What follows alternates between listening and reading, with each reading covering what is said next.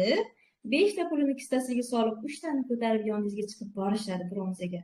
Ana endi siz yana qizilga o'tirib qolib 8 ta 450 ming pul olasiz. 3 million 600 ming bo'ladi. Qarang. Ko'rdingizmi?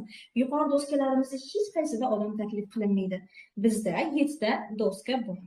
Boshlang'ich bronza, kumush, oltin, platina, brilliant, titan. Har yuqori doskaga chiqqaningizda bitta pul berib 8 ta qilib olaverasiz. 5 tasi sizniki, 3 tasi оборотники.